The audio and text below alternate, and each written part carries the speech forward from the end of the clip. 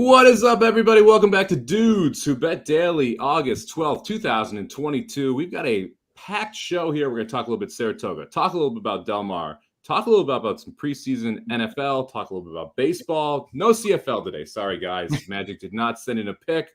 So let's talk about the Blue Bombers or the Alouettes today. Aaron, how you doing, man? Welcome back. I'm worried about two members of the team. Papa Dude did not send me a game for the first time ever for the show. And the Blue Bombers, that's Magic's team. And we heard nothing about it. And we even had a tease earlier in the week that the Blue Bombers would be on Magic's list. So I don't know, guys. I think we need to maybe say a prayer for these two members. Send out an SOS call here. Jared, we were texting Magic last night during the game talking about what a barn burner it was. Never even got a response from him. No reply whatsoever. Even I was watching the game, and I was like expecting something. I think who won the game? I mean, I know he didn't win the bet because I think it was like -9 or something, but who actually won the game? Last I saw it was tied 17. The Alouettes pulled it out in extra time, 20-17 in overtime, going to the Alouettes. So that's Magic's first loss, I believe, in 5 or 6 picks in CFL. So he got cooled off up there in Canada, eh? What you call them? The Owlettes? What? It's not the Alouettes. The Alouettes with an A. Of course. Yeah. Sure. Yeah, there you go, man. Okay. All right, let's start off. Let's talk a little Del Mar. We haven't talked about Del Mar in a while. They've got a wonderful stakes race out there. I'm only semi-kidding here. And the graduation for 2-year-olds going 5.5 furlongs over the dirt. It looks like a 2-horse race to me, although, Aaron, you did not pick one of those 2 horses I liked. We have the same horse on top here, the Big Wham. Jared, did you take a peek at any of the Del Mar stakes today? I haven't looked at the Del Mar. I've looked at Saratoga. I to be fair, I did glance at Del Mar, and I was like, ugh. It's not wonderful. It's No. There's at least something to be desired. The Big Wham coming in from a win over at Del Mar, getting back to state bred competition, winning 82,000 on maiden special weight. Ran into at Churchill Downs the time before that in a stakes race as a maiden. Aaron, you went with a Big Wham on top. You think he can go down here, or do you think this is just kind of an open and shut case? No, he can certainly go down. I mean, it's not like the horse is a win machine. He's 1 for 3. I think the good news is once he got to Kalleward Company, he won. And once he got to Del Mar, he won. And that's 2 very important things. Obviously, the Del Mar track just plays a little different from anywhere else. And so if you have a win over it, that's good, especially for 2-year-olds. And I think the other big thing about the Big Wham, you have a Kalleward, you start him off at Keeneland, and then you go to Churchill. It's like, yeah, they thought this horse was good enough to compete with Open Company. And he did. He did really well. And then now you're back with the Kallwards. It's like, well, he won, and now he looks to be a pretty big favorite here. But sure, he can go down. I mean, this is a Kallward 2-year-old stakes race at Del Mar. Anything can happen. Anything can happen. I don't disagree with you there. Luis Mendez training, he's very good with 2-year-olds. I think that's one of the reasons they sent him out to Keeneland there. He actually won the first race of the Keeneland meet there with a 2-year-old going 4.5 furlongs. So I like the Big Wham here. But the 9, I think, is a little interesting. Straighten up, trying to go gate to wire for a second straight time for Jerry Hollendorfer. I think that's your speed of the speed. The 5, Man Oh Man, coming in from Northern California, has got a little bit of a shot here as well, you think? Yeah, I mean, I think that's the other horse. Or you mentioned the 5 and the 9. Those are the 2 that are going to kind of set it up, hopefully, for the Big Wham. I like that the 5 got that experience at Pleasanton, but this is a totally different situation coming down to Del Mar, even though it's Kalleward. Straighten up the 9, I do like. And again, though, 1 at Los Al, and now we're coming to Del Mar. It's tough to trust those horses sometimes. Yeah, Los Al, I've talked about it quite a bit on the Magic Mike show. Plays a little like a turf course. And so sometimes you just don't see that same transition to more of a sandy, deeper course down at Del Mar. So it is a pretty big transition there. I got a little interest in the 1, Who Better Than Tiger? And mainly because, look, buyers in these 2-year-old races can be pretty confusing. I mean, if you look at just buyers or time form numbers, it's an open and shut case. Big Wham should win this thing easily. You have massive progression in first to second race in some of these horses. And Corner specifically is good with 2-year-olds, 24%, $2.70 ROI. So a little bit interested in the 1, see if you can pull some kind of upset. But it looks like a pretty chalky race. Over at Saratoga, we've got the Eddie Shipman here, handicap, $125,000. The return of Bankit. Jared, tell us a little about Bankit, man. He likes Saratoga, doesn't love to win, but likes Saratoga. I'll be real honest with you guys. When I saw him, I was like, I did not know he was still in training. Yeah, I mean, we hadn't seen the horse since Maidan, and of course didn't run well that day either. But it's state bred. He's a New York bred, so why not, right? I mean, he's been a good horse for them, $1 million horse. So I think 9-5 is like, I am not touching him at 9-5, not even with your money, Somich. That's saying something. Then if it was Aaron's money, then, but if it's my maybe money, your money, I would a little bit, but yeah, there you go. Not at all. Yeah, this is it's an interesting spot because you have Bankett, who's your 9-5 favorite, your second choice, the 5-horse Tiergan. It's been claimed the last 2 races. Goes from Linda Rice to Michelle Giannato for 10 Strike Racing, and now we're going to William Morley here. So you got a claimer jumping up into the stakes level. It was optional claiming, so at least there's that. But jumping up into the stakes level, facing tougher today, but has won going this 1 mile configuration. Aaron, where did you end up on top here? Yeah, you set it up really well for me because I have Tiergan on top. If I remember right, I think this may have been one of your plays, or at least you had him singled on that day at Saratoga. It was just 9 days ago. I would say he just ran a couple days ago. Yeah, this was one of my best bets, I think, last week or 2 weeks ago. One of the two. Yeah, it was. Yeah. So anyway, with this horse, it just you hit the nail on the head. Wanted this configuration and won like a beast, and really was under wraps in that race. Irad rides through the claim. The trainer, I have nothing against the previous trainer, but it's not a downgrade to get Maury here. So you don't really worry about the barn switch. And like I said, Irad rides through. That's the 3rd time now he's rode through a claim to ride to keep on this horse. Yeah, it's tougher, but Bankett. Yeah, you don't have to be great to beat him. Seafoam's coming off a long layoff. That's a classy horse, but it's a long layoff. I kind of think that one's the one to beat. I'd be kind of surprised if Tiergan loses today. Yeah, I got Tiergan on top as well. Seafoam for me is one of those where I think this might be a little too short. The mile distance, 0 for 3 the mile. The last race is mile and 1/8, mile and 1/8, mile and a half, mile and 1/8, mile and 1/8. So you have longer races that were coming out of for Seafoam. I was a little interested in the 3-horse, 3 jokers at a bit of a price, getting back to state bred competition here. The last 5 or 6 have been open allowance company. Now we're getting back to those state bred stakes races where he had some success. Jared, do you think 3 jokers got any shot here? Yeah, you completely stole. I had a whole thing set up like the 3 of us, the 3 jokers. How perfect is it that this horse? Anyways, you stole my thunder. I think so. I think 3 jokers is very interesting here at a price. I'm with you guys. I like the 5, like from a win. Like, I think it's very telling the fact that they just rolled this horse right back into this race. The horse has very superior numbers. Speedy horse has been getting better. So, but the 3 I think is interesting. That one, the last race was not great, but to go 2 back in open, company, by the way. So now they're kind of coming back. Don't forget this horse got second to Seafoam last year in this race. And Seafoam, I'm against Seafoam today because I don't think he's going to run great off the layoff. I think he's going to need a race. Whereas last year he was coming into this race more in form. And so I don't think 3 jokers is in it without a chance. And 6-1, I think, is more than fair. He likes Saratoga. He's run well at Saratoga. He kind of likes this distance, 5 starts, 1 win, 2 seconds. So I think he's more in the wheelhouse of where he needs to be here. And you get Johnny V. So that's not a bad thing either, who teams up pretty well with Terra Nova. So I think 3's got a shot here.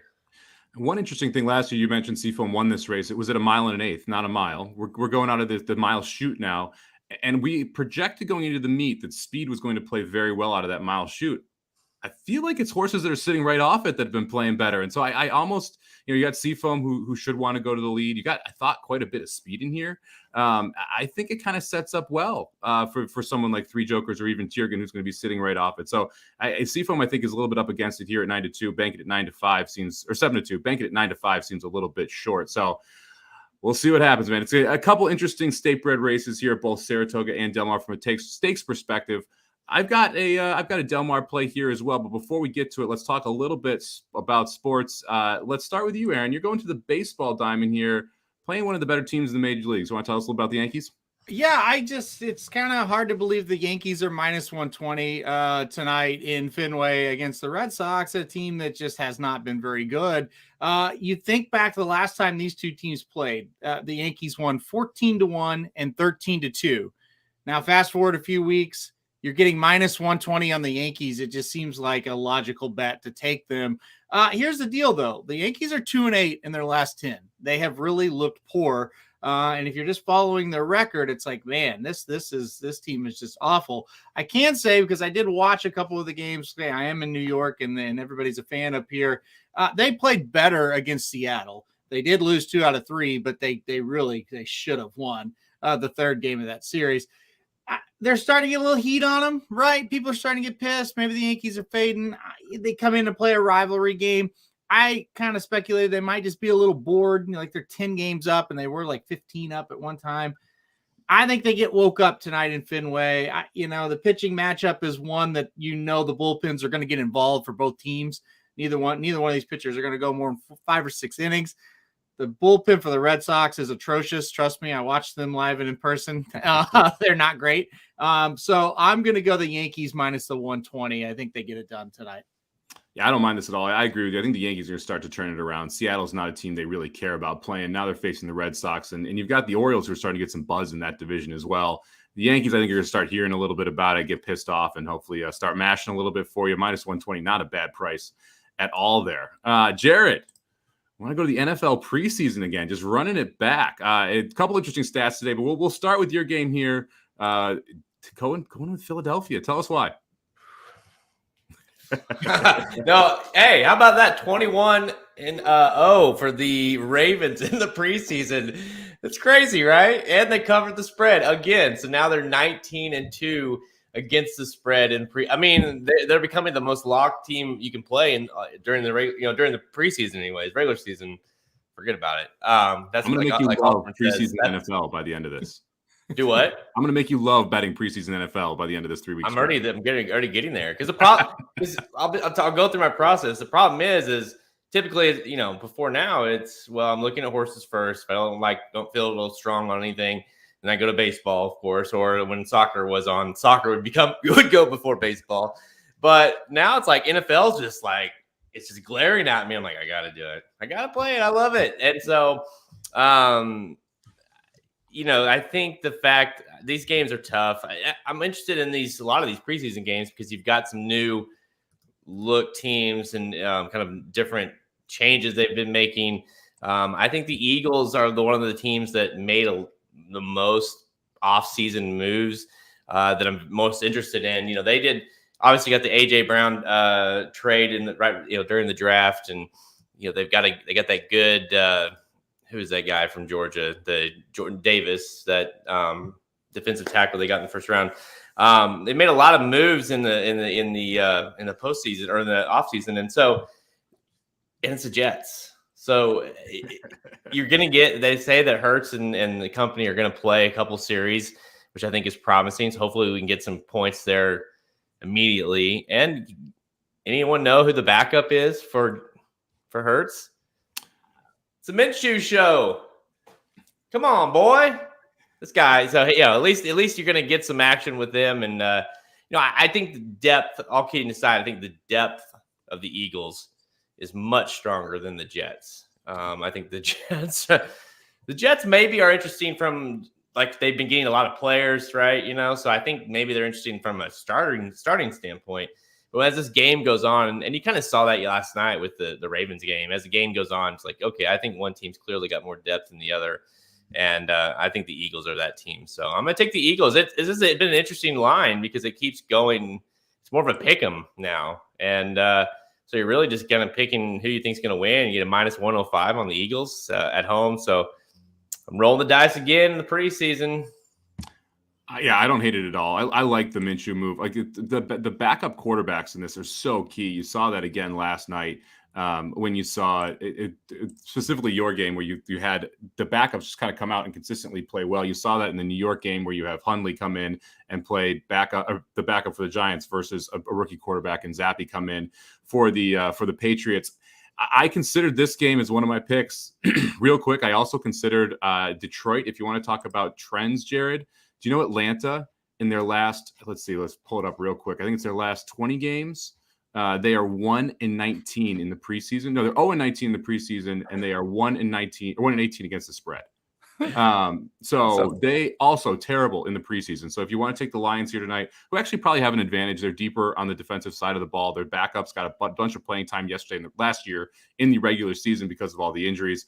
And you've got what I believe is a better starting quarterback set. I mean, you're going to have Mariota, and then you're going to have the kid from Cincinnati, Ritter, come in for Atlanta. And we saw how well a rookie quarterback played last night. So I like Detroit a little bit, +1 as well. But I think the Eagles are a good bet there coming into the preseason. Do you have any preseason football here at all, Aaron? Or did you not pay attention to it today? Listen, I think the Jaguars get it done tonight. They got that experience of the Hall of Fame game. I think they're going to use that to their advantage. As we say in horse racing, they're going to move forward off of that game, and they're going to pick up a big win tonight. I think they're 1-point favorites. Don't worry about it. Just play them -1, play them straight up. Do whatever you want to do. Parlay them with the Lions and the Eagles. I think that's probably the best idea. I like it. We give out a nice little 3-team parlay here. All right, I'm gonna head to Saratoga to close us out. One of us going with a pony here. I'm gonna go with Bank on Anna, the number 4 horse in the 6th race. This is not an easy race. So I'll admit that right out of the gate. But Bank on Anna last time out had a little bit of trouble. First time off the layoff, first time over the Saratoga racetrack. That was a $115,000 allowance. We're jumping from there back into State Bred Company, which I think is a key here. This is going to be second off the layoff, second time out here for Serpy is generally a good move. You get Liscano up. I like the fact that Bank on Anna also is going to get the setup here. I think you have 2 or 3 speed horses who are going to sit right in front of her. She's going to be able to pick up the pieces, go right around them. As long as we don't get any trouble, I like that 3-1 price too. This is kind of one of those sneaky pick 5, pick 6 singles where if you're right here, it really sets you up well, and you can take some shots in later races, including horses like 3 Jokers. And I think this is a tough pick 6 sequence here. I didn't see any real standouts, and the horses that people are going to single, I think, are pretty lackluster singles in a lot of spots. So I think that the pick 6 is going to be tough today. I think the late pick 5 is going to pay, and I'm going to revolve it around Bank on Anna in the 6th race here, hoping the 3-year-old can take a step forward second off the layoff. This is probably one of the worst stakes races I've ever seen at Saratoga. Ever. Like, these horses are really, really bad. You go through it, the best finishing position for a horse in their last race was 3rd, and there's only one of them that has that. The rest of them all were off the board last time out, including your horse. But like you said, had some trouble in 2-back, had a pretty sharp race. I think if she runs that race 2-back, she's got a great shot to win. Beat a decent horse that day as well. So, yeah, I mean, this one, you're right. This Saratoga card is very tricky the later it goes. It does kind of look like we're going to have some logical horses early, but yeah, these later ones, man. And anytime you get the New York breds involved as much as they're involved today, it becomes aqueduct real quick, right? It can definitely get pretty funky. And that actually reminds me, we should talk about one more race here because we got New York Traffic coming back in the 3rd race. Yeah. I'm chucking this horse completely. I want nothing to do with New York Traffic today. 6-5 morning IRAD riding. Jared, did you put New York Traffic on top, or where'd you end up here in this spot? I kid. No, I mean, he literally laughs. He's 6 to. I think it's one of those plays where you're like, okay, he's definitely the high weight, and now you're coming off like Vanderbilt where it wasn't great. Now, granted, he's as much of a class relief, but 6-5, I feel he's not as bad as Bankit taking that short price, but he's close in terms of trying to beat him. I think it makes sense to try to beat him like you're trying to do. I don't know who you're going with, but I thought the one was interesting to me, just from a pace standpoint. Just go out there and roll, you know. Yeah, I have the one in second for me. I am using the 1 in tickets. Aaron, where'd you end up on top here? Did you side with New York Traffic, or did you try and find another one? Oh, to me, this is a 2-horse race without any doubt. Saint Selby gets out to the lead, and can New York Traffic kind of run that horse down? I think it's down to those 2. I don't think you have to go anywhere else. Look, I mean, we can talk about, you can't, New York Traffic, you can't take a short price. Well, he's won at 2-5 twice. He won a very similar race at 2-5 at Belmont in this, spot. He went to Penn National and won at 2-5. Yeah, he's not going to get first against Jackie's Warrior. So I don't even care about that race, really. He's not facing these horses today. Now, I think the 1 is gone. I think that 1 is loose on the front end, and that's a big problem for anybody at this level.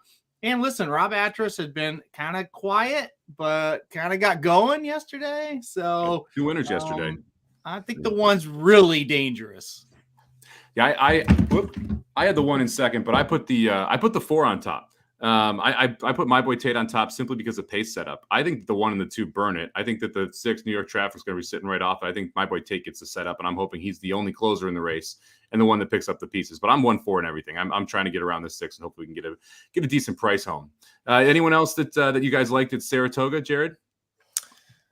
Going back to the Union Avenue, I think that was I think you said you liked the 4 quite a bit. Mm-hmm.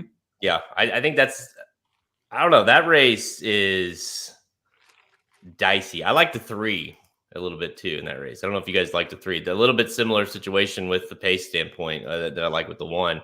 I know you think that race they might burn each other out, but I like the fact I liked the fact that 3 is obviously going back to state bred, but also been running in mile 16th races and cutting back to the 6 furlong distance I love that angle when a horse has been speedy and then cuts back to a distance that you think that speed maybe can hold on a little bit longer. So I think 3 is dangerous in that one. Yeah, 3 was my second pick. So I will be scared of that 3 horse who should be close to the pace turning for home. And definitely, like you said, has the stamina to be able to get that 6 furlong distance. I thought in the 5th race, if you want a little bit of a price, the 3 at 6-1 is kind of interesting. It's a horse they've tried to predominantly run on the turf, but has been reined off the turf 2 straight races. And the first time it happened, he broke his maiden finally, and he did it easily. And then what do we try to do? We try to put him right back on the turf. It got reined off again and was right here at this track for $50K.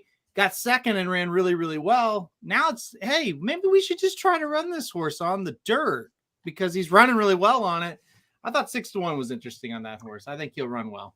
Yeah, I Am the Law is one of those just confounding horses who had a nice start to the career on the dirt, ended up in a graded stakes early in its career, then just could not break its maiden. And Alice Prince, the horse who beat that horse last time out, came back, ran opening weekend, got a terrible trip as a 10 horse, I believe it was, on the turf course, gets claimed out of that race by Linda Rice, who wheels it back in 5 days and then comes out and wins there coming off the turf. So that horse actually has run twice already at Saratoga, and was a nice win there for Alice Prince too. So I don't hate I Am the Law.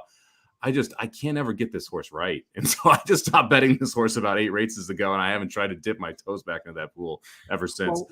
Well, let's face it, if you've been betting him, you've been wrong a lot on this horse. I mean, he's 1 for 13, so that's not great. But yeah. What can you do? All right. Well, before we take off here, I do want to make sure I mention we've got the tournament today. So if you are a Racing Dude subscriber, or if you're not a Racing Dude subscriber, what the heck you doing? Get in there, subscribe. You get the guides for every big day, as well as access to the Racing Dudes Tournament Challenge. We got a tournament challenge today, $10 to enter. You have to be a subscriber to one of the products, and we seed the prize pool with $150 in site credit over at Horse Tourneys. We'll also have a live show on today from 5 to 6 o'clock covering I think it's like 6 of the races during the tournament. It's the most active time, so that's why we're coming on then. We'll miss the last race, but we're here hanging out with you through the middle chunk of that tournament. It's a great way to compare yourself too against the other big tournaments. You got NHC, you got BCBC, and you've got a $15,000 cash pool all going on at the same time with the same races we'll be using. So make sure you join us over at Horse Tourneys for the tournament challenge today. Let's take a peek here at the different plays that we're coming at you with. Yesterday, a little bit of a rough day. Ended up going 1-3-1. I feel like we deserved a little bit better. I'm still mad about how the Giants ended that first half as well. I could go off on Brian Dable right now. It doesn't make me feel great about my Giants take. Use your timeouts, buddy. Anyway, Aaron going with the Yankees here, -120 today. Jared headed back to preseason at NFL, trying to stretch his record out to 9-1. He is 8-1 on this show. 8-1. That's pretty damn good. He's got the Eagles -105 today. I'm going to Saratoga's 6th race. Give me the 4 horse. Bank on Anna 3-1 on the morning line. We are 2-4-1 this week, -1.9U. So we got to get it going, guys. Thank you very much for joining me, everybody. We appreciate you jumping in. We'll see you tomorrow. Actually, we'll see you today at 5 Eastern for the tournament challenge. Then back tomorrow at noon for Dudes Who Bet Daily. Thanks for joining us.